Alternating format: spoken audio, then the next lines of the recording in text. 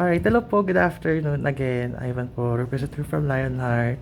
And hi Miss Nina, kamusta po kayo sa new show natin sa Singaling po? Okay naman, sobrang okay, sobrang enjoy.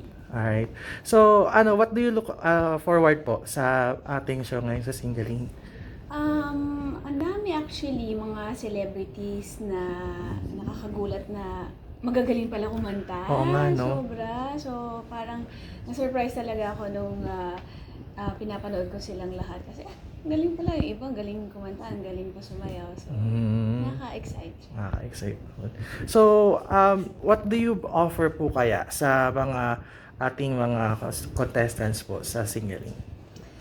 Siguro yung mga knowledge ko lang, some of my knowledge during my, showbiz career, yung mga alam ko about how to sing or express or whatever, or kung meron silang questions to ask for me, I would gladly share with them.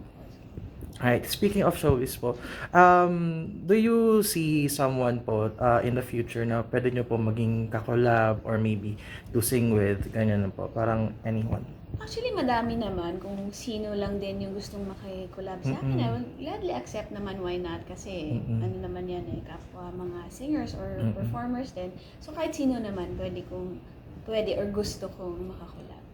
Okay po. Bukod sa Singaling po, any projects po in the upcoming future po? Well, I have an upcoming concert on February 7 at the New Frontier Theater, my pre-Valentine show entitled Love Matters. Ang guest ko dyan si MMG, si Mark Michael Garcia, yung tawag ng tanghalan, I think Grand Wrestling champion. And directed by John Prats. I'll be accompanied by a 16-piece orchestra, so it's going to be my first time to have them on in a show. And musical director ko is si Ria Osorio, brought to you by Heavenly Desserts by Chef Jeng.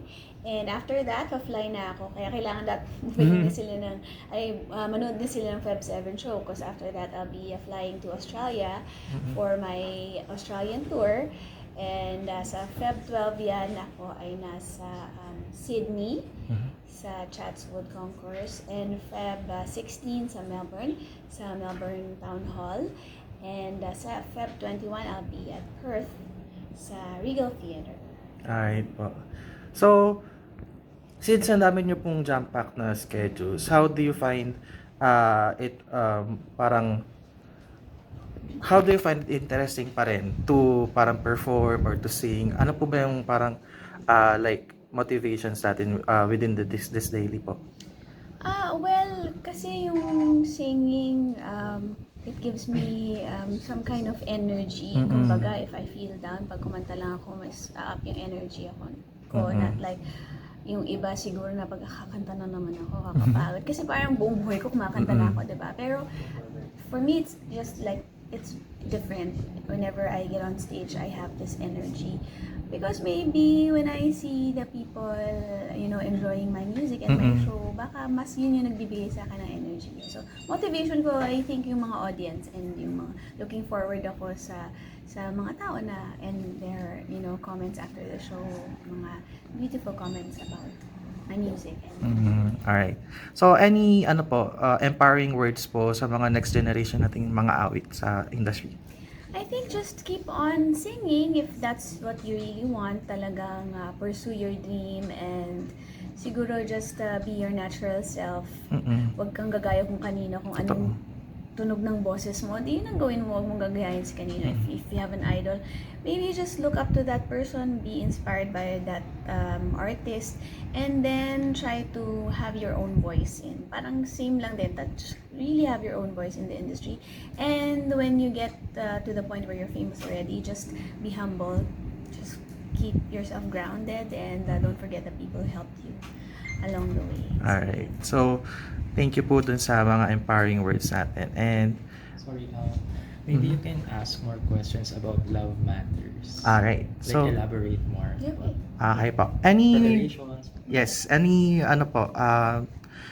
insights po sa Love Matters or Of course, love matters. Well, every time I have a show naman, there's always something new to look forward to, like new songs to sing. And this time, I'll be doing some Broadway songs.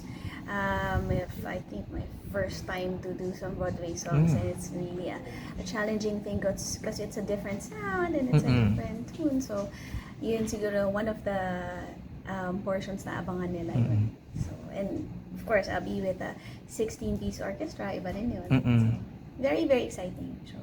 So this is a new parang venture po, no, kumbaga, na papasok po kayo in the parang orchestra. Yes, so no? ibang tunog naman siya. It's nice, but with my own touch as well. Alright. Any topics pa ba? Meron po ba kayo parang nilalook forward since Love Matters, it's like a different atake, di ba? So, are you like, may preparations po ba kayo? Or let's say, medyo kinakabahan? Ganun. In a way, kinakabahan kasi pag hindi ako kinakabahan, ibig sabihin wala akong pakialam doon sa show. Pero kinakabahan din. And of course, siguro dala na rin ng excitement kaya ako kinakabahan din. Pero enjoy lang. It's gonna be a fun show, I believe. I see. Well, thank you po sa opportunity na ma-interview po kayo. Any other po na gusto niyo pong sabihin, especially po sa fans niyo po?